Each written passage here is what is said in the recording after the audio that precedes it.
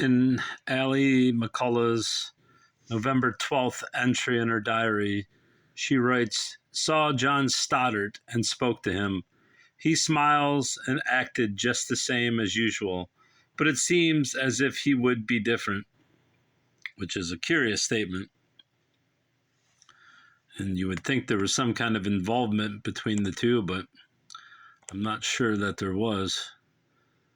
Having started the diary on this channel in June, midway through the diary's essence, we missed a few entries. The first one was back in January of that year when she says, "Had ever so much fun. J. Stoddart came to my seat this noon. Have not spoken to S." So he came to her seat, so she knew him. And obviously they talked here and there. And then on July 7th, she says, "Met Mr. Wendell and John Stoddart. The first time I have seen John this summer vacation." And then, and there's a repeat of that one, which is odd. So yeah, that's what led up to this next one. And apparently the final entry. What we do know from the Ypsilanti commercial is that John Stoddart went to work with the underwriters of New York. This shows that by 1885, he had been employed with the company already. In an earlier article from 1873, he was involved with some kind of mischief at the college. We shall read it here. "This city was invaded last week, Friday evening, by a small army of university students." One would assume in Ann Arbor, since Ypsilanti is right next to Ann Arbor. Otherwise, why would you be invaded? "They lay in ambush, expecting to capture a company of normals," which was the Normal College, which is now Eastern Michigan University, "especially the senior class. The vigilant principal of the school, having some intimation or prescience of a row in prospect, in company with Professors Bellows and McCullough's, watched from a convenient location the brewing mischief. A large company of students pouring in upon the grounds, Professor Estabrook sent for the city marshal. In the meantime, the university invaders proceeded to action. The first move was to take possession of the bell. A student mounted the post and was in the act of displacing the bell when Professor Estabrook, hearing the tramp of footsteps in the direction the marshal should come, supposing it was his posse, stepped out from his cover. Instead of the marshal, it proved to be another company of university boys, but the act of the professor was seen by the person on the bell post, and he jumped for dear life. Professor M had a six-shooter, and he discharged 4 shots in the air, and all 3 professors, with a shout like unto the shout of Gideon and his immortal band, rushed upon the retreating host. Dire panic, chaos, and confusion followed. There was a total rout. They fled as if upon the wings of the wind, Ann Arbor ward. In the meantime, another party, deputed to make the seizures, were more successful, though foiled in their main plan. They succeeded in capturing 2 students and compelled them to travel to Ann Arbor on the trot. One of them, John Stoddart, is a member of the academic department. Okay, so Stoddart wasn't part of the University of Michigan. He was part of the normal student body and was captured as a member of the academic department. Being informed of this fact by a recreant Ypsilantian, who to our utter surprise was a participator in the disgraceful raid, they told him when about halfway to Ann Arbor that he might return. Being pretty plucky, he told them that having been driven so far, he guessed that he would see the thing out. Mr. George Barnes was the normal student. he was taken to Ann Arbor, and after being pumped, he was called upon to make a speech. He told them what a brave set of men they were, 30 against 1. These students were gagged when first seized and thus unable to give any alarm. We suppose the university boys thought they were doing a nice thing, but we assure them that sensible people think otherwise. We don't wonder so much that strangers and foreigners should engage in such low proceedings, but that any Ypsilantian should be a participator in such disreputable acts, and in fact a leader and a spy, is exceedingly mortifying.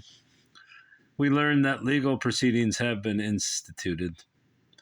On their way to Ypsilanti, the boys found the pile of fence rails by the side of the road and exercised their talents in building a 5-rail fence across the road. From side to side, and for fear some of the little souls composing their party should pass between the rails on their return, they filled the spaces with pieces that were lying about. The university faculty cannot clear their skirts and allow such sets to go unrebuked and unpunished. No, they can't. And as for online resources, I will hide this so you don't see my login info. Let's see what we can find from Ann Arbor. The Ann Arbor News. They're connecting me to Newsbank. Or not. John Stoddart. John Stoddart. See if it shows anything up.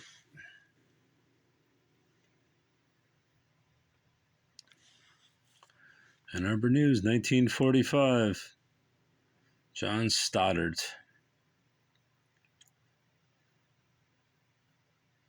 I mean, it's possible. He would have been what? Figured he was probably 18 or 17 at the time of the diary, so 27, 60, 72 years. It's probably not him. Let's see if we can find something in. What is it? Newspapers. John Stoddart. We will go. I should do Detroit News. Hide my login.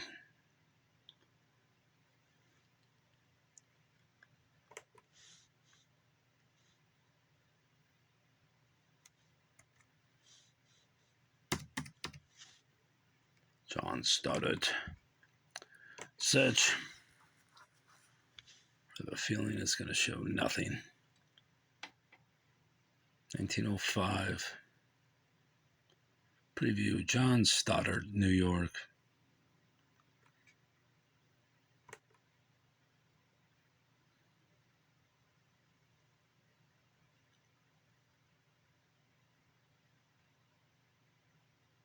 See if he was still with the... Hey, look, there's Alfred Lucking, which was one of the Ypsi High exercises. Honorable A. Lucking will preside at the banquet.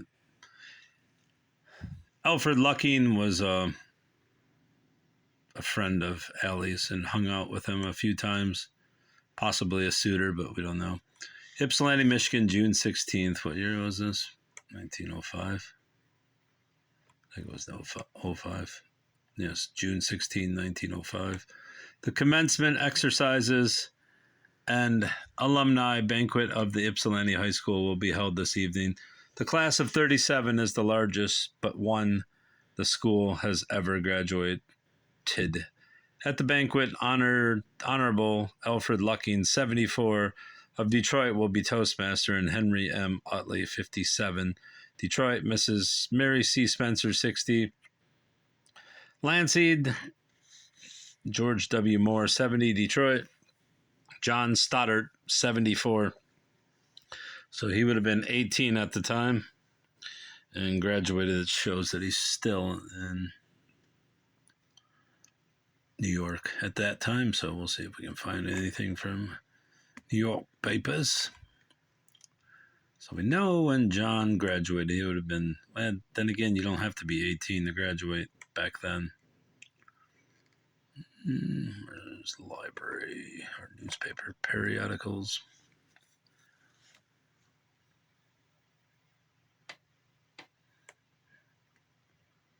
We will do a New York Times on-site use only.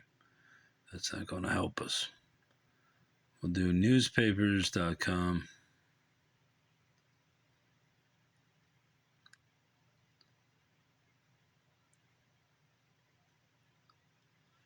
And if on the off chance that you're a resident of Michigan, you can get a card for this. The Library of Michigan. And access old papers like this for free. I used to pay, I think, $150 a year for the free press and Detroit Times, etc. Not Detroit Times, but New York Times. John Stoddart. There's probably multiple John Stoddarts.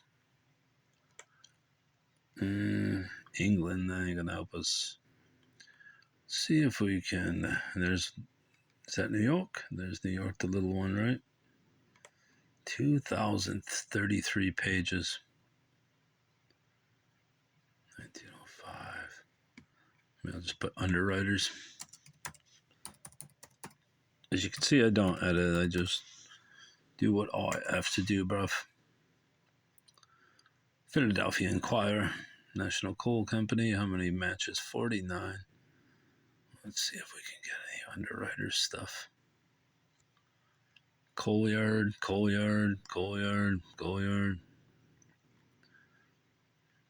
I found out that underwriters basically just determine if investments are worth it.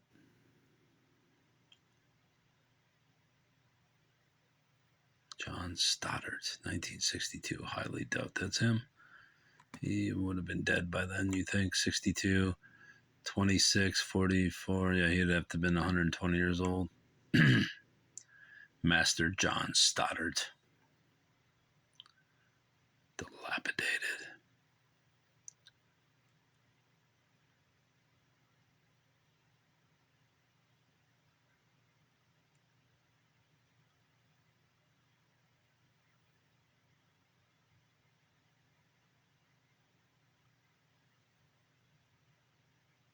Here is that, 1906. Not seeing anything. The thing for Stoddartville looked pretty interesting, but I have my doubts that he would be a founder of a city, but you never know.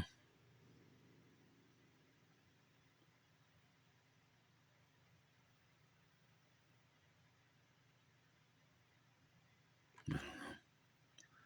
Not seeing anything so far. Stoddartville looks interesting. Buffalo.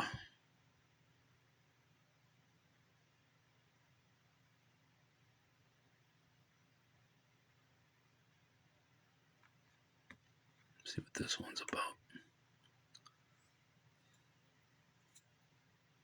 Buffalo Inquirer.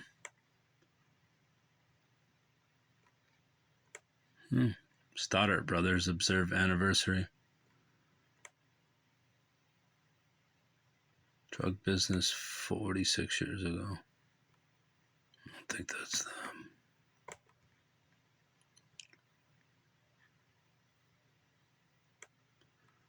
End of the results.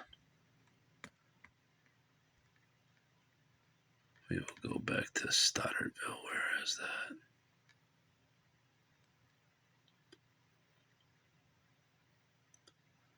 Could be something, could be nothing.